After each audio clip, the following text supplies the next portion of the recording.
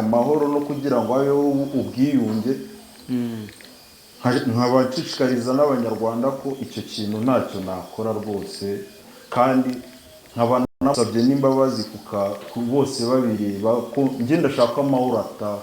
Hari aho nakosheje hose, hari aho namuvuze nabi, hari aho ikintu cyose kibi naba naramuvuzeho ambabarire, aze twicare ikibazo kimaze gukemuka 99, ibyo rimwe ntibyatunanira, tuve mu itangaza.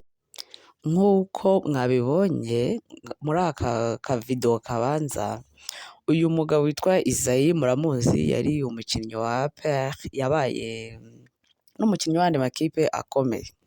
Ubwo arifashe aje hano ku mbuga avuga yuko ngo asabye imbabazi abanyarwanda ndetse n'umugore we, ibi byose ngo yaba yaramukoreye, mbese ngo ibintu byabaye byose hagati yabo amusabye imbabazi. Ngira ngo niba ntibeshye nibwo yari avuye muri gereza.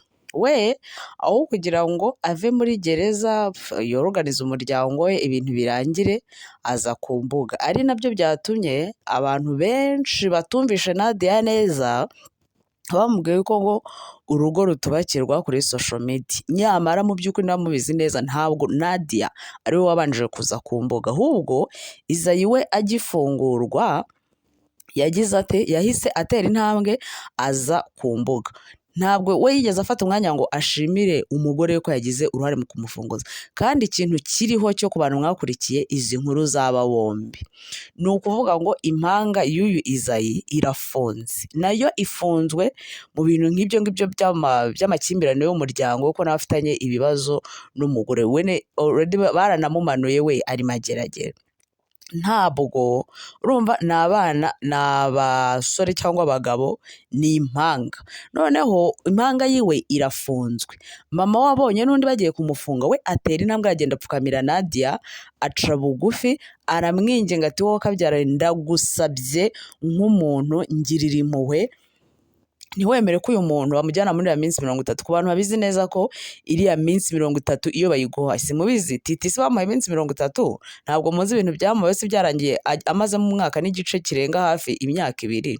Aravuga ati bamumanuye, bamuhaye iminsi 30 byarangira nawe amazemo igihe mu buryo ki tudakeka, bikarangira nabo bombi nk'impanga bafunzwe.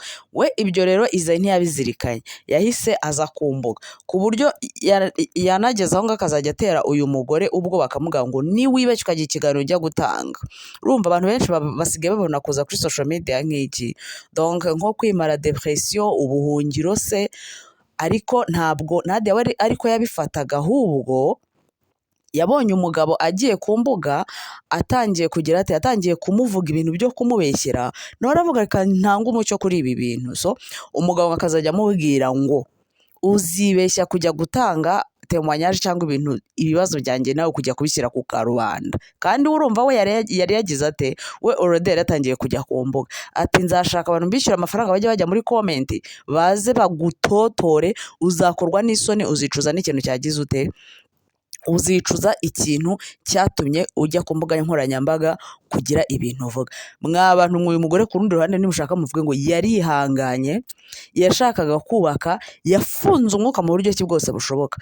Mwabantu mwe kuba umuntu ashaka kugufata akagukanda amabere, ni rwo rugingo rubabaza ku mugore, nkuko utatinyuka ngo ufate ubugabo bw'umugabo ngo ubukande, ni urwo rugingo narwo rushobora kumubabaza agahita anapfa. Rero no ku mugore gutinyuka amufata amabere, noneho aronsa, nubwo waba utonze n'akantu kazagukoreho gatoya, waba witeguye waba utiteguye, wumve ukuntu umererwa, aramukanda amabere, uyu mugore abura umwuka nk'uko yabivuze. Ibyo byose uyu mugabo yifashe atanga muri kode twumvishe zuriya mugore ngaho ngo ni accident, ngo ni ibintu, ngo ni ibyago nk'ibindi. Ikintu gitunguranye umuntu atategura kibona n'icyo umuntu yateguye, ni ibintu biba byigaragaza. Ariko kuba yamukorera ibintu nk'ibi, ihohotera nk'iri ngiri, abantu benshi ntari kubyumva kimwe, nk'umuntu yaje aravuga ngo ujye utinya abagore. Ubu uyu mugabo ni we kudatinywa, umuntu utinyuka agakubita umugore gutya yangiza ngo akamunyara, agafata umwana akamuterekaho yambaye ubusa, abana be bose bamureba ubwambure bwa mama wabo, warangiza ngo ujye utinya umugore. Uyu mugabo ni wowe kuvuga ngo ntabwo ari uwo gutinywa.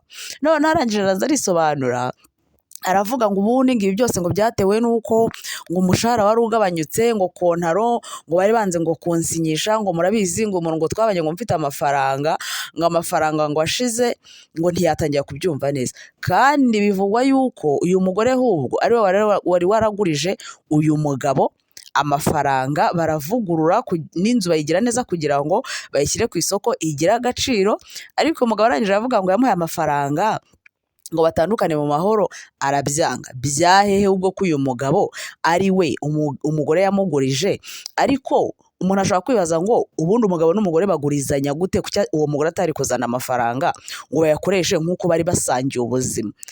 Birumvikana rwose, birumvikana, biba bigomba kubaho. Umwe mu gihe afite amafaranga nta kibazo kigomba kubaho, ariko mu gihe umugore yatangiye kubona umugabo yitwara gutyo, afite iyo myitwarire, yagombaga kugira gute, yagombaga kugira amakenga, akavuga isaha n'isaha uyu muntu kimwe cyo ntibari basezeranye.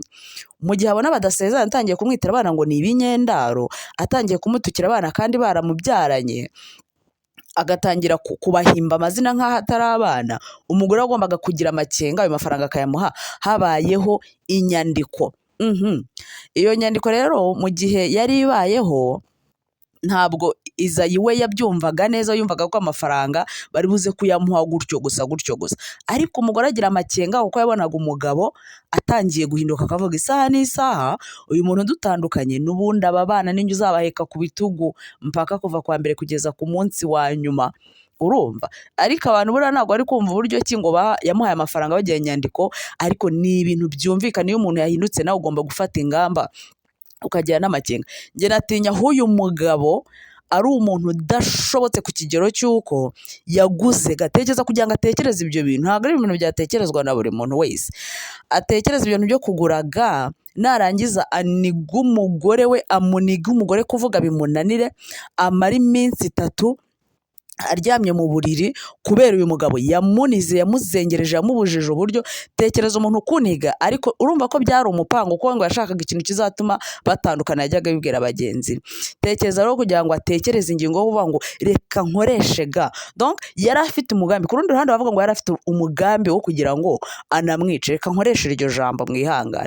Yari afashe izo ga kugira ngo bigende bite. Murabizi yuko iyo umuntu yakoze ikintu nk'icyo ngicyo yakoresheje ga, bakagenda gupima mu biganza bye, ntabwo bigaragara. None niba atarashakaga kumwica, yafashe izo ga ngo bigende gute? Njye uyu mugabo namutinye, ariko kwifata akaza hariya, ndasaba imbabazi mwa bantu mwenge, nshaka amahoro, nshaka yuko ibintu bisubira mu buryo. Amafaranga yose mubona uyu mugabo yirirwa avuga ngo miliyoni 5 ngo yamuhaye, ngo ibiki n'iki ngashaka kumushakira ngo amuhe, nayo uyu mugore yari yaramugurije. Ariko kwifata umuntu agapanga umupango wo kwambara ga, nuko hari ikintu kibi yari yateganyije muri we. Urumva? Nuko hari ikintu cy'umupango yari afite muri we, yari yaragiteganyije. Yagira ngo bazamupime, ntibagire icyo bapima ngo babone mu biganza byiwe yuko ari we umuhitanye. Urumva ukuntu yabitekereje, kandi ibintu se yari yarabishyize muri gahunda igihe kinini. Ariko kubw'Imana uyu mugore agira ate? Agira akenge, asohoka muri uru rugo. Rero uyu mugabo kuza akavuga ngo ndasaba imbabazi, ngo ndagira nte, imbabazi ntibazisabira kuri social media, kandi mubabarire uyu mugore, mumuhe amahoro. Yarihanganye, yafunze umwuka, abana n'uyu mugabo atabishaka, niko navuga, bigezemwo hagati. Urumva? Niba yarabonye yenda kariyeri yiwe isa n'isubira hasi, akumva ni igisebo cyangwa ni ibintu bisanzwe. Ariko uyu mugore yarihanganye, ntihagire abantu bamutera amabuye ngo ntashobotse. Uyu mugabo njye yanteye ubwoba ko nta gihe na kimwe, bitewe n'ibintu uyu mugore yavuze, ibintu byose yarabyemeye, yuko yamukubise umutwe. Umugore amara amasaha afatana aryamye hasi, yavuye imyuna yuzuye amaraso ahantu hose, arangije amukata ikiganza, umugore yuzura amaraso. Ibintu ni ibintu biza. Ariko ntihagire umuntu utera uyu mugore amabuye ngo ibyo yagize ate byose yakoze bwari uburyo bwo kwirwanaho n'abana be. Urumva? Ariko nta kintu kibi kigaragara uyu mugore yagize ate, yakoreye uyu mugabo. Ahubwo uyu mugabo igihe cyarageze ahari yumva ntashaka kubaka. Ariko rwose koza umuntu akajya hariya ngo ndasaba imbabazi, agomba kuzimusaba hagati y'umuryango. Ahubwo banze yagize ubwoba bw'uko bashobora kumutumaho n'ubundi akabifungirwa, kuko uyu mugore nibwo yagize ate, yavuze ibintu byose by'ukuri, arabivuga, n'ibyo abantu batari bazi barabimenya. Urumva? Rero icyiza ni uko bababarirana, amahoro agahinda, akamusaba imbabazi mu buryo ki hagati y'abapana kuri social media umucyo hagati yabo hakaba umucyo, kuko urumva bafitanye umwana, urumva amahoro agahinda muri bo, ariko apana kuvuga ngo araza kubivuga hano kuri social media.